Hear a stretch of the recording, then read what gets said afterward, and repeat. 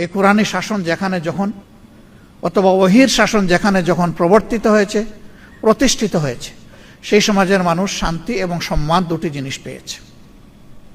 আর যখনই আল্লাহর শিক্ষা থেকে মানবজাতি দূরে সরে গেছে, তখনই অশান্তি এবং অপমান তাদেরকে কাবু করে বসেছে। আসসালামু আলাইকুম ওয়া রাহমাতুল্লাহ। প্রিয় সম্মানিত সুধী মণ্ডলী, বাংলাদেশ পৃথিবীর 8ম জনবহুল দেশ। বাংলাদেশের সভ্যতা, সংস্কৃতি, দিন এবং ধর্মের বিবেচনায় এদেশের 90% মানুষ হচ্ছেন মুসলমান। বাকি 10% মধ্যে রয়েছেন হিন্দু, বৌদ্ধ এবং খ্রিস্টান জনগোষ্ঠী। এই নিয়ে আমাদের প্রিয় বাংলাদেশ, যেখানে 90% মানুষ মুসলমান, স্বাভাবিকভাবেই এখানে ইসলামী আখলাকের প্রতিফলন ঘটবে, সেটাই তো হওয়ার কথা ছিল। কিন্তু আমাদের প্রধান আলোচক আজকে বলে গেলেন, আমরা দুনিয়া একটা অপমানিত, অবহেলিত, উপেক্ষিত জাতি, এবং তিনি যথার্থই বলেছেন। বর্তমান বিশ্বে একটা জাতির সম্মানের মানদণ্ড হচ্ছে তার ট্রাভেলিং ডকুমেন্ট বা পাসপোর্ট। যে দেশের পাসপোর্ট যত বেশি শক্তিশালী ধরে নেওয়া হয়, সেই দেশের মানুষ ততটাই সভ্য এবং মানবিক। দুনিয়া এখন সবচেয়ে শক্তিশালী দেশ এই বিবেচনায় হচ্ছে আমাদের অতি নিকটের একটি দেশ, ছোট্ট একটি দেশ, যেটা সিটি স্টেট, নগর রাষ্ট্র। আমাদের 1-1.5টা উপজেলার মতো যার আয়তন, সিঙ্গাপুর। আর আমাদের তালিকা না বললেই ভালো, খুবই হতাশাজনক। এর কোনো সম্মান, উনি তো গ্রিন পাসপোর্টের কথা বলেছেন, আমি লাল পাসপোর্টের ক্ষেত্রেও তার ব্যতিক্রম দেখতে পাচ্ছি। আমি নিজেই ভুক্তভোগী। কার জন্য? নিশ্চয়ই আমাদের চারিত্রিক বৈশিষ্ট্যের জন্য। 55 বছরে দেশটি স্বাধীন হওয়ার পরে আস্তে আস্তে তো আগাবে, কিন্তু আমরা গিয়ে দাঁড়ালাম কোথায়? এই কিছুদিন আগেও এ দেশের যিনি দুর্দান্ত শাসক ছিলেন, তিনি নিজে পালিয়ে গেলেন। তিনি নিজে পালাবার আগে পরিবারের সকল আত্মীয় স্বজনকে পালানোর সুযোগ করে দিলেন। এবং তিনি যখন পালিয়ে গেলেন, এত দুর্ভাগা জাতি, জাতীয় মসজিদের ক্ষতি পর্যন্ত পালিয়ে গেলেন। তার মন্ত্রী পরিষদের সদস্যরা খালে বিলে পালানোর চেষ্টা করলেন। দুনিয়ায় মানুষের আশ্রয়ের 2টি জায়গা, অসুস্থ হলে হাসপাতাল, নির্যাতিত হলে বিচার বিভাগ। সেই বিচার বিভাগের সর্বোচ্চ স্তর হচ্ছে আপিলেট ডিভিশন। সেই ডিভিশনের একজন বিচারপতি পালাতে গিয়ে কলাপাতার উপরে ঘুমালেন। 90% মুসলমানের দেশে অমানবিকভাবে আয়নাগর তৈরি করা হলো। জুলাই জাদুঘর, স্মৃতি জাদুঘর যারা দেখেছেন, তারা তার দামি রূপটা দেখতে পাবেন। বাস্তব রূপ ছিল তার চাইতেও কঠিন।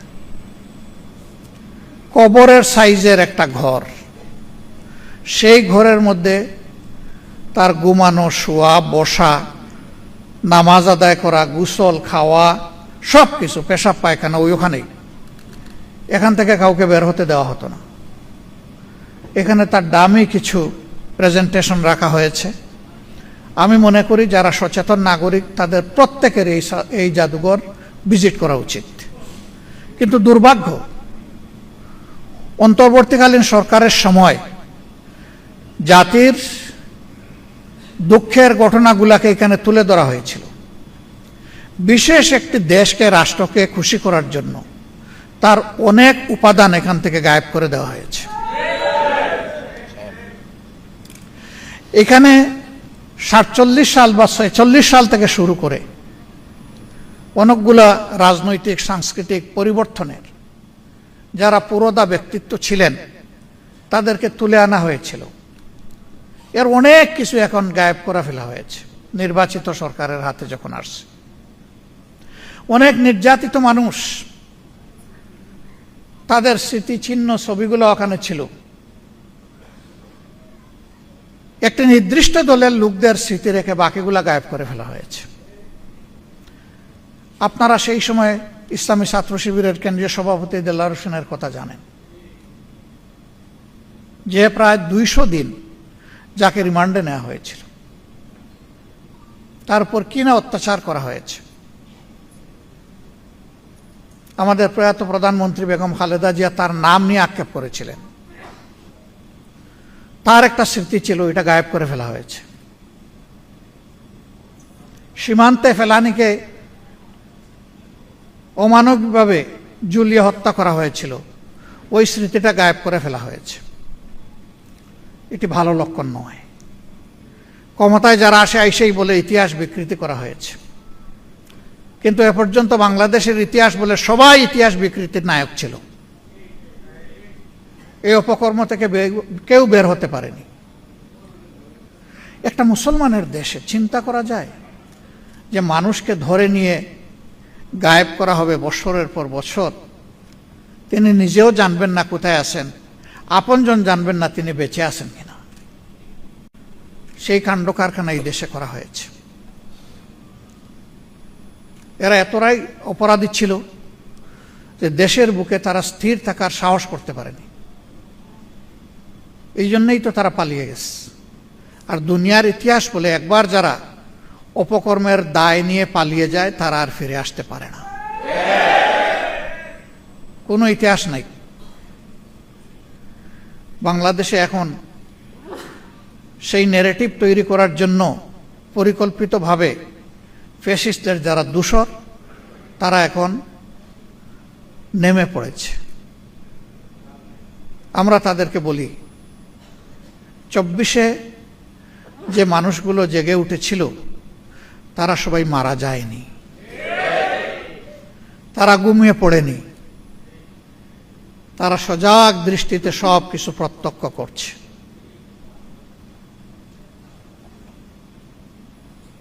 মূল যুদ্ধের আগে বাহিনী তৈরি হয়, তাদের কসরত করতে হয়, রিহার্সেল দিতে হয়।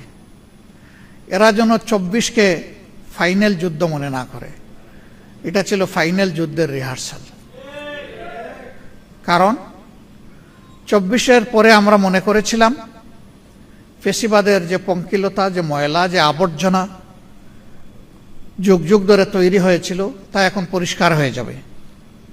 কিন্তু আমরা কি দেখতে পাচ্ছি? আসলেই কি কিছু পরিষ্কার হয়েছে? বরঞ্চ আবর্জনার কলেবর আরো বৃদ্ধি পাচ্ছে। ফেসিবাদ কোনো নির্দিষ্ট দলের সাথে যায় না। ফেসিবাদ একটা সংক্রামক ব্যাধি, এটা এক জায়গা থেকে আরেক জায়গায় সংক্রমিত হয়। এই ভাইরাস যার উপরেই ভর করবে সেই ফেসিবাদী। নির্দিষ্ট কোনো দল এর জন্য মার্কা মারা হবে না। আমরা অবাক বিস্ময়ে দেখলাম 15.5 বছর সবাই যারা আমরা নির্যাতিত ছিলাম তারাই বর্তমান পার্লামেন্টে এখন আছে। একটা অংশ সরকারি দলে, আরেকটা অংশ বিরোধী দলে। একটা দেশ পরিচালনার দায়িত্ব সরকারের, বিরোধী দলের নয়। বিরোধী দলের দায়িত্ব হচ্ছে সরকার ভালো করলে তাকে সহযোগিতা করা, সমর্থন করা। আর সরকার যদি কোনো অন্যায় করে, জনগণের কোনো অধিকার হরণ করে, অথবা যদি খারাপ পথে হাঁটে, তাহলে সরকারকে বাধা দেওয়া, প্রতিবাদ করা। আমরা দেখতে পাচ্ছি 15 বছরের ফেসিবাদী সরকার যে রাস্তায় হেঁটেছে, বর্তমান সরকার সেই রাস্তা ধরেই হাঁটছে। এই রাস্তা পরিবর্তন করতে হবে। এই রাস্তা ফেসিবাদের রাস্তা, এই রাস্তা আয়নাগরের রাস্তা, এই রাস্তা অসংখ্য মানুষকে বিনা বিচারে খুন করার রাস্তা, এই রাস্তা শাপলা চত্বরে আলিম উলামার উপর হায়নার মতো ঝাঁপিয়ে পড়ার রাস্তা। এই রাস্তা বাংলাদেশের মানুষ এই রাস্তায় কাউকে চলতে দেবে না। সুতরাং বিরত থাকুন। আজকের প্রতিপাদ্য বিষয় আলোচনার রাষ্ট্র সংস্কারে মহানবী সাল্লাল্লাহু আলাইহি ওয়াসাল্লামের নীতি ও আদর্শ। এই আদর্শ রাসূল করিম সাল্লাল্লাহু আলাইহি ওয়াসাল্লামের নিজের তৈরি নয়, এই আদর্শ সিলেক্ট করে দিয়েছেন, তৈরি করে দিয়েছেন স্বয়ং আমাদের স্রষ্টা আল্লাহ রাব্বুল আলামিন।